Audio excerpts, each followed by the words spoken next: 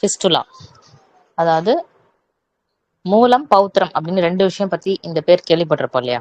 அதுல மூலம்ன்றது பைல்ஸ் ஹெமராய்ட்ஸ்னு சொல்றது, அது ஒரு தனி ஒரு டிசீஸ் கண்டிஷன். அதுல இன்னொன்னு மூலம் மற்றும் பௌத்திரம் அப்படின்னு சொல்லுவோம். பௌத்திரம் அப்படின்னா ஃபிஸ்டுலா அப்படின்றது. ஸோ இன்னைக்கு இந்த செஷன்ல நம்ம ஃபிஸ்டுலாவை பத்தி மட்டுமே நம்ம டீட்டெயிலாக பார்க்கலாம். அது ஃபிஸ்டுலானா என்ன, பௌத்திரம்னா ஃபர்ஸ்ட் என்ன, அதோட சிம்டம்ஸ் என்ன, எதனால வருது, அது எப்படி நம்ம அதுல இருந்து ப்ரிவென்ட் பண்ணிக்கலாம், வந்துருச்சுன்னா அதுக்கு என்ன மாதிரியான ட்ரீட்மெண்ட் எடுக்கலாம், ஹோமியோபதியில அதுக்கான சிகிச்சை என்ன, மருந்து என்ன அப்படின்றத பத்தி இன்னைக்கு நம்ம டீட்டெயில்ல பார்க்கலாம்.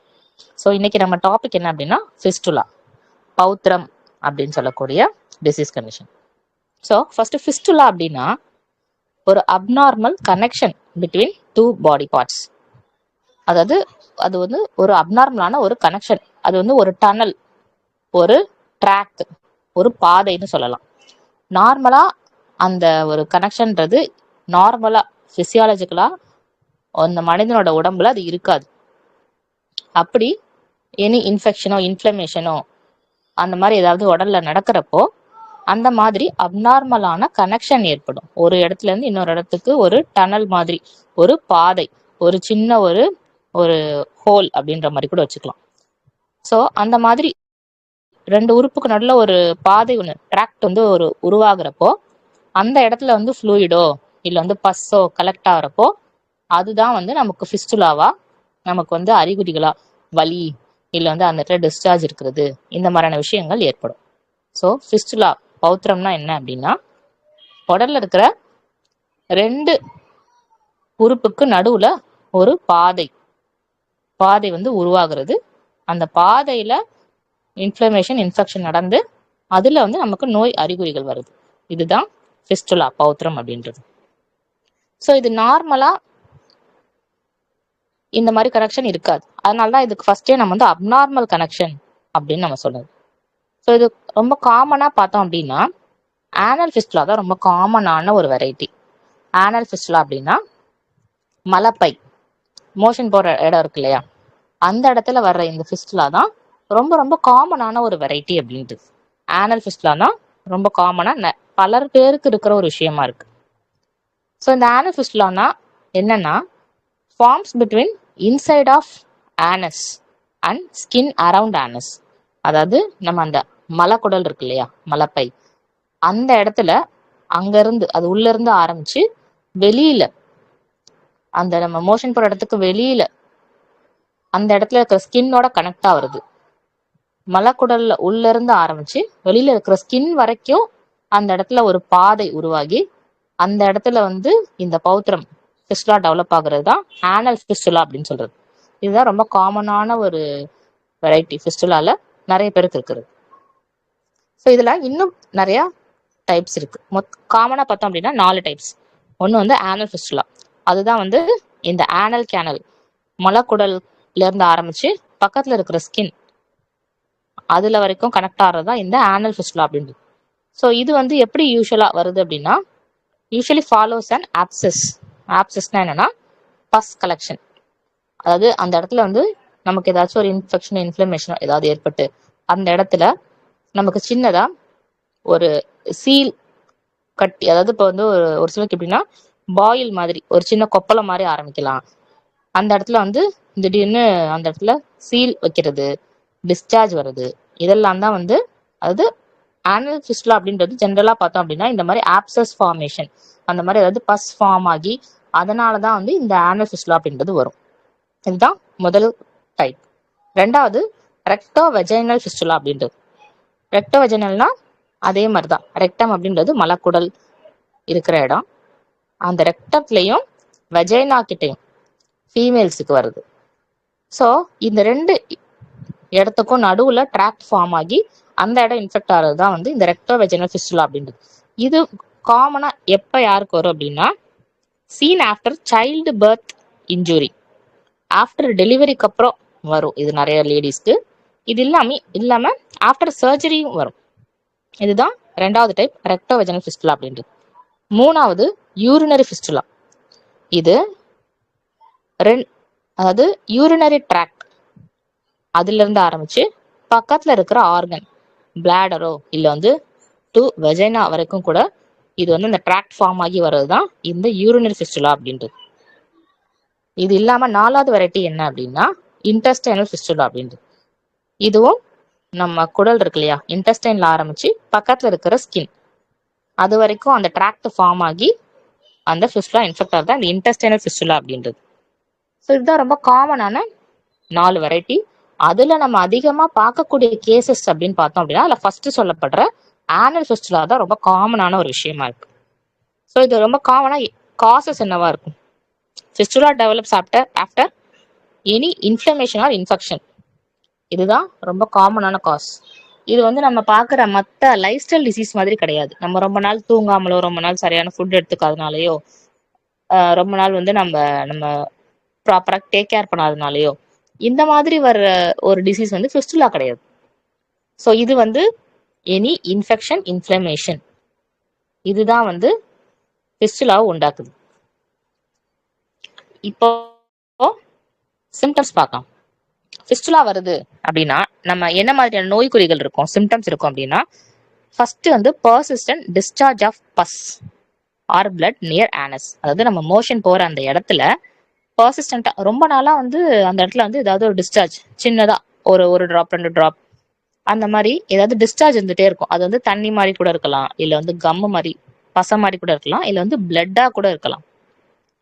ஸோ இந்த மாதிரி மோஷன் போற இடத்துல ரொம்ப நாளா தொடர்ந்து ஒரு ஒரு டிஸ்சார்ஜ் ஒரு நீர் கசிவோ இல்ல வந்து பசு மாதிரியான கசிவோ அந்த மாதிரி ஏதாவது இருந்துச்சு அப்படின்னா நம்ம வந்து அதை வந்து அலட்சியப்படுத்தக்கூடாது. அது என்ன அப்படின்றத நம்ம கவனிக்கணும், ப்ராப்பரா மெடிக்கேஷன் எடுக்கணும், டாக்டர்கிட்ட போகணும், அதை வந்து சரிப்படுத்திக்கணும். அது என்ன அப்படின்னு ஃபர்ஸ்ட் தெரிஞ்சுக்கிட்டு, இது இல்லாம டிஸ்சார்ஜ் மட்டும் இல்லாம அதோட வலி ஜாஸ்தியா இருக்கும். ஃபிஸ்டுலா பொறுத்தளவுல பெயின் அப்படின்றது ரொம்பவே காமனா அதிகமாவே இருக்கும். எப்பப்பெல்லாம் இந்த பெயின் அதிகமா இருக்கும்னா வைல் சிட்டிங், நம்ம ரொம்ப நேரம் உட்காந்தே வேலை, எனக்கு ரொம்ப நேரம் உட்காந்துருந்தா இந்த மாதிரி வலி ஜாஸ்தி ஆகுது அப்படின்ற மாதிரிலாம் இருக்கிறப்போ நம்ம வந்து அதை வந்து சாதாரண ஒரு இதுவா நம்ம எடுத்துக்கூடாது.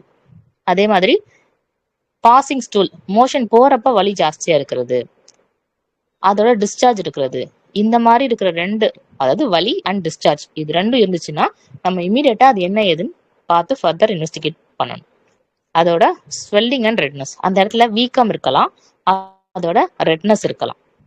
ரெக்கரண்ட் பாயில்ஸ் ஆர் ஆப்சஸ், நிறைய பேர் சொல்ற விஷயம் என்னன்னா எனக்கு அடிக்கடி அந்த இடத்துல வந்து கட்டி மாதிரி வரும், வெயிலுக்கு சூட்டு கட்டி மாதிரி வரும், அந்த இடத்துல நல்ல பெரிய கட்டியா இருக்கும், வலி ஜாஸ்தியா இருக்கும், டிஸ்சார்ஜ் இருக்கும், இதெல்லாம் சொல்றது. இந்த மாதிரி ரெக்கரண்ட் பாயில்ஸ் ஆர் ஆப்சஸ், அந்த இடத்துல எனக்கு கட்டி மாதிரி பிம்பிள் மாதிரி ஸ்டார்ட் ஆகி கட்டி மாதிரி வந்து அது வந்து பயங்கர வலி எடுக்கும், அதுல டிஸ்சார்ஜ் இருக்கும், இது வந்து எனக்கு எப்பயுமே இருந்துட்டே இருக்கும் அப்படின்ற மாதிரிலாம் இருந்துச்சு அப்படின்னா இதோட ஃபர்தர் காம்ப்ளிகேஷன் வந்து ஃபிஸ்டுலாவா இருக்கிறதுக்கு அதிக வாய்ப்புகள் உண்டு. அதோட வலி மட்டும் இல்லாம அதோட வேற என்ன சிம்டம்ஸ் இருக்கலாம் அப்படின்னா இச்சிங் இருக்கலாம், அந்த இடத்துல நிறைய பேருக்கு ஒரு அரிப்பு ஏற்படலாம், இல்ல வந்து இரிட்டேஷன், அந்த இடத்துல ஒரு டிஸ்கம்ஃபர்ட், கான்ஸ்டன்டா எப்பயுமே ஒரு டிஸ்கம்ஃபர்ட் இருந்துட்டே இருக்கலாம்.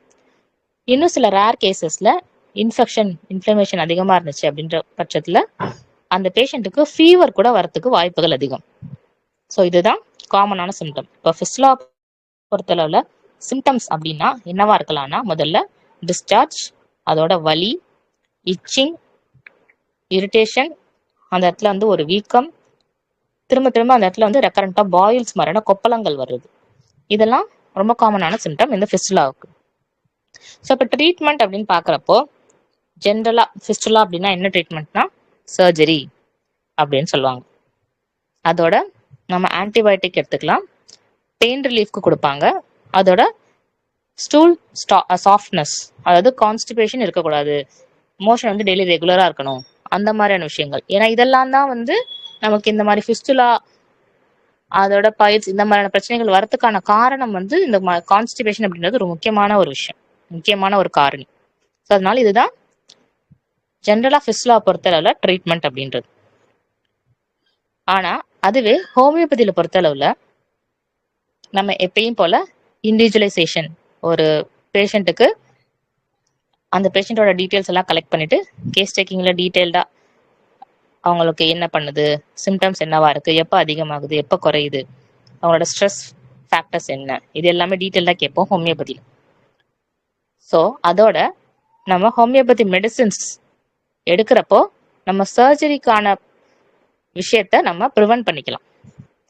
ஃபிஸ்டுலாவுக்கு கியூர் ஆன நிறைய கேசஸே இருக்கு. ஸோ ஃபிஸ்டுலாவுக்கு ஹோமியோபதியில் என்ன மாதிரியான மெடிசின்ஸ் அப்படின்னா சைலீஷியா, மைரிஸ்டிகா, ஹெப்பார்சல்ஃப், கால்கேரியா சல்ஃப், அதோட பியோனியா அப்படின்ற ஒரு ரொம்ப முக்கியமான ஒரு மெடிசின்.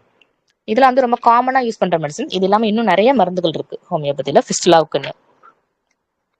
ஸோ ஹோமியோபதியில ஃபிஸ்டுலாவுக்கு வந்து ஒண்டர்ஃபுல்லா சரி பண்ண முடியும். ஜென்ரலா பார்த்தோம் அப்படின்னா இந்த பௌத்திரம் மாதிரியான ஃபிஸ்டுலாவுக்கு சர்ஜரி தான், அறுவை சிகிச்சை தான் தீர்வு அப்படின்னு பொதுவா எல்லாராலையும் சொல்லப்படும். ஆனா அதுதான் கிடையாது. இந்த மாதிரி ஃபிஸ்டுலாவுக்கு ஆரம்ப கட்ட ஃபிஸ்டுலா இப்பதான் ஸ்டார்ட் ஆகுது, இந்த மாதிரியான சிம்டம்ஸ் இருக்கு அப்படின்லாம் இருக்கிறப்போ நம்ம இந்த மாதிரியான ஹோமியோபதி மெடிசின்ஸை ப்ராப்பரான கேஸ் டேக்கிங்ல ப்ராப்பரா கொடுக்கறப்போ பேஷண்ட் வந்து நமக்கு 100% கியூர் கொடுக்க முடியுது. அந்த மாதிரி ஒரு கேஸே இருக்கு. நம்ம அந்த கேஸ் பத்தி இப்ப பார்க்கலாம். ஸோ இப்போ ஒரு 35 வயசு ஒரு மேல் பேஷண்ட் நம்ம கிளினிக் வராங்க. என்ன சிம்டம் அப்படின்னா இந்த மாதிரி யூரின் போற இடத்துல, மோஷன் போற இடத்துல வலி இருக்கு ஜாஸ்தியா, அதோட வந்து டிஸ்சார்ஜ் இருந்துகிட்டே இருக்கு. இது வந்து எனக்கு ஒரு வாரமா இருந்துட்டே இருக்கு, இப்பதான் இந்த மாதிரி புதுசா இருக்கு அப்படின்னு சொல்லிட்டு வந்த கேஸ். ஸோ இவங்களுக்கு இதெல்லாம் பாக்குறப்போ டிஸ்சார்ஜ் இருக்குது, வலி இருக்கு, அந்த இடத்துல வீக்கம் இருக்குன்னு சொல்றாங்க. இந்த மாதிரி கட்டி மாதிரி இந்த மாதிரி பாயில் மாதிரி ஸ்டார்ட் ஆச்சு. ஸோ இது எல்லாமே இருக்கு அந்த பேஷண்ட்டுக்கு. அதே மாதிரி அவங்களுக்கு கான்ஸ்டிபேஷன் ப்ராப்ளமும் ரொம்ப நாளாவே, மாசக்கணக்காவே இந்த சரியா டெய்லி ரெகுலரா மோஷன் போகாம இருக்கிறது அப்படின்ற பிரச்சனையும் இருந்திருக்கு அவங்களுக்கு. ஸோ இப்படி இருக்கிறப்போ இந்த பேஷண்ட்டுக்கு நம்ம ஆஃப்டர் கேஸ் டேக்கிங் நமக்கு மருந்துகள் கொடுக்குறோம். வித்தின் 2.5 to 3 monthsலேயே கம்ப்ளீட் கியூர் ஆச்சு இந்த கேஸ்.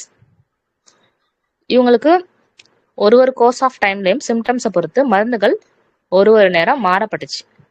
ஆனா இவங்களுக்கு கொடுத்த ஒரு முக்கியமான மெடிசன் அப்படின்னு சொல்லணும்னா இந்த பியோனியா அப்படின்ற மெடிசன் தான் ரொம்ப முக்கியமா கொடுத்த மெடிசன்.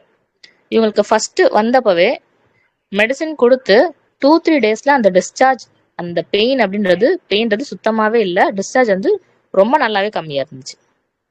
அதுக்கப்புறம் பார்த்தா அவங்களுக்கு வந்து பர்டிகுலரா ஏதாவது ஒரு ஃபுட்டோ இல்ல சிக்கனோ இல்ல ஸ்பைசி ஃபுட்டோ அந்த மாதிரி ஏதாவது எடுக்கிறப்பதான் அந்த வலியோ டிஸ்சார்ஜ் அப்படின்ற மாதிரியான சுச்சுவேஷன் இருந்துச்சு. ரொம்ப நேரம் டிராவல் ரொம்ப நேரம் பைக்ல டிராவல் பண்ணப்போ பெயின் இருந்தது, இந்த மாதிரி விஷயம் இருந்துச்சு. ஸோ அவங்களுக்கு ப்ராப்பர் டயட், எந்த ஃபுட் ஒத்துக்கலையோ அது வந்து நம்ம கொஞ்ச நாளைக்கு வந்து எடுக்காம மெடிசின்ஸ் எடுக்கிறது, இந்த மாதிரியான ரெஸ்ட்ரிக்ஷன்ஸ் பண்ணி அவங்களுக்கு மெடிசின் கொடுத்ததுக்கு அப்புறம் பேஷண்ட் வந்து 100% கியூர் ஆனாங்க. ஸோ இதுதான் வந்து நம்ம வந்து ஜென்ரலா ஃபிஸ்டுலா அப்படின்னாவே நம்ம வந்து போய் ஆப்ரேஷன் பண்ணி அறுவை சிகிச்சை பண்ணி தான் நம்ம வந்து சரி பண்ணிக்கணும் அப்படின்ற விஷயம் வந்து தேவையில்லை. சர்ஜரின்ற ஆப்ஷனை நம்ம எப்பயுமே கடைசியா வச்சுக்கலாம். இப்ப அந்த ஃபிஸ்டுலா அப்படின்றது ரொம்ப பல வருஷமா ரொம்ப இருக்கு, அதெல்லாம் மல்டிபிள் ட்ராக் நிறைய இருக்கு அப்படின்ற மாதிரியான பட்சத்துல நம்மளால இந்த மாதிரி மருந்து எடுத்து சரி பண்ண முடியல அப்படின்றப்போ நம்ம வந்து அந்த மாதிரி சர்ஜரிக்கு போகலாம். வித்தவுட் சர்ஜரி நம்மளால இந்த மாதிரி ஈஸியா மெடிசின்ஸ் எடுத்தே நம்மளால இந்த மாதிரியான நோய்களை நம்மளால சரி பண்ண முடியும் அப்படின்றதுக்கு இந்த ஒரு கேஸ் வந்து ஒரு ஒண்டர்ஃபுல்லான எக்ஸாம்பிள். ஸோ இதுதான் இந்த வீடியோவில் நம்ம சொல்ல நினைச்ச முக்கியமான விஷயம் என்னன்னா ஃபிஸ்டுலாவுக்கு ஹோமியோபதியில் ஒண்டர்ஃபுல்லா சரி பண்ண முடியும். ஸோ சர்ஜரி அப்படின்ற விஷயத்த நம்ம கடைசி ஆப்ஷனா வச்சுக்கலாம். அதுக்கு முன்னாடி நம்ம இந்த மாதிரி ஹோமியோபதி மெடிசின் எடுக்கிறது ரொம்பவே முக்கியமா, ரொம்பவே நல்லது. ஸோ இப்போ ஜென்ரலா நம்ம இந்த ஃபிஸ்டுலாவுக்கு டயட் என்ன மாதிரியான விஷயங்கள் வந்து நம்ம எடுத்துக்கிட்டோம்னா இந்த ஃபிஸ்டுலா அப்படின்ற விஷயத்துல இருந்து நம்ம வந்து ப்ரிவென்ட் பண்ணிக்கலாம், இல்ல இந்த ஃபிஸ்டுலா இருக்கு அப்படின்னா நம்ம என்ன மாதிரியான விஷயங்கள் பண்ணணும் டயட் அப்படின்ற மாதிரி பாக்குறப்போ டயட்னு பார்த்தா ஹை ஃபைபர் டயட். ஏன்னா நமக்கு வந்து இந்த மாதிரி கான்ஸ்டிபேஷன் இந்த மாதிரியான விஷயங்கள்னாலதான் இது வந்து ரொம்ப அதிகமா ட்ரிகர் ஆகிற விஷயம். ஸோ அப்படி இருக்கிறப்போ நம்ம ஹை ஃபைபர் டயட் அப்படின்னா அதிகமான நீர்ச்சத்து நார்ச்சத்து உள்ள உணவுகள், அதிகமான வெஜிடபிள்ஸ், ஃப்ரூட்ஸ், நீர் காய்கறிகள், இப்ப சொரைக்காய், வாழைத்தண்டு, கீரைத்தண்டு, வெள்ளரிக்காய், இந்த மாதிரியான விஷயங்கள் வந்து நிறைய எடுத்துக்கிறது, பழங்கள் சாப்பிடுறது, அதோட தண்ணீர் அதிகமா குடிக்கிறது, அதிக அளவுல தண்ணீர் எடுத்துக்கிறது. அதோட நம்ம அவாய்ட் பண்ண வேண்டிய ஃபுட் அப்படின்னா அதிக காரமான, அதிக மசாலா, அதிகமான ஃப்ரைடு ஃபுட், வெளி சாப்பாடு, ஜங்க் ஃபுட், இதெல்லாம் வந்து நம்ம கம்பல்சரி அவாய்ட் பண்ணணும். ஸோ நம்ம வந்து கான்ஸ்டிபேஷன் இல்லாம இருந்தாலே நம்ம ஆல்மோஸ்ட் நம்ம வந்து பாதி ரெக்கவர் ஆயிடலாம் இந்த மாதிரியான விஷயங்கள்ல இருந்து. அதோடய உங்களுக்கு வந்து இந்த பேஷண்ட்டுக்கு சிட் பாத்ஸ், வலி இந்த மாதிரிலாம் நிறைய இருக்கிறப்போ சிட் பாத் இருக்கிறது. சிட் பாத்னா என்னன்னா, ஒரு பெரிய டப்புல ஒரு மைல்டு வார்ம் வாட்டர்ல நம்ம நைட்டு தூங்குறதுக்கு முன்னாடி வலி இருக்கிறப்போ மைல்டு வார்ம் வாட்டர்ல நம்ம அந்த டப்ல உட்காந்து எந்திரிக்கிறது. ஸோ அந்த மாதிரி டப்ல வந்து நம்ம ஒரு 15 to 20 minutes உட்காரோம் அப்படின்னா அந்த வலி வந்து நல்லாவே குறையும். இதுதான் சிட் பாத் அப்படின்றது. இந்த சிட் பாத் அப்படின்றது பைல்ஸ் இருக்கிற பேஷண்ட்டுக்கும் ரெக்கமெண்டபிள், ஃபிஸ்டுலா இருக்கிற பேஷண்ட்டுக்கும் ரெக்கமெண்டபிள். அவங்களுக்கு இந்த மாதிரியான வலி வந்து நல்லாவே குறையும். ஸோ இதுதான் ஜென்ரல் டயட்டை பொறுத்தளவுல. இப்ப இந்த மாதிரியான டிஸ்சார்ஜ், வலி, வீக்கம், இந்த மாதிரி ஃபிஸ்டுலா சிம்டம்ஸ் எல்லாம் இருக்கு, அந்த பேஷண்ட் வந்து எனக்கு ரொம்ப நாளா இதெல்லாம் இருக்கு, ஆனா இதெல்லாம் ஒரு விஷயம் இல்லைன்னு நான் கண்டுக்காமலே இருக்கேன் அப்படின்னா அவங்களுக்கு எந்த மாதிரியான காம்ப்ளிகேஷன் வரைக்கும் போகும்னா, இந்த மாதிரி ரெக்கரண்ட் இன்ஃபெக்ஷன் அதிக அளவுல இருந்து இருந்து மைல்டா ஃபீவர் வரைக்கும் போகும். மல்டிபிள் ஃபிஸ்டுலா ட்ராக்ட், ஒன்னு மைல்டா இருக்கிறது பல இடங்களுக்கு நிறைய மல்டிபிளா அது வந்து பெருசாகும். சிவியர் பெயின் அண்ட் அப்சஸ், வலி வந்து தாங்கவே முடியாத அளவுக்கு வலி ஜாஸ்தியாகும். அந்த பஸ் ஃபார்மேஷன், அப்சஸ் அப்படின்றது பெரிய லெவல்ல இருக்கும். ஸோ இந்த மாதிரி நம்ம நெக்லெக்டடா பார்க்காம, கவனிக்காம, அலட்சியப்படுத்தி பல வருடங்களா அந்த பேஷண்ட் அதுலயே அஃபெக்ட் ஆயிட்டே இருந்தாங்க அப்படின்னா ரேர்லி ரிஸ்க் ஆஃப் கேன்சர், ரொம்ப ரேரா கேன்சர் வரைக்கும் போகக்கூட வாய்ப்புகள் உண்டு அப்படின்னு சொல்லப்படுது. ஸோ இதுதான்.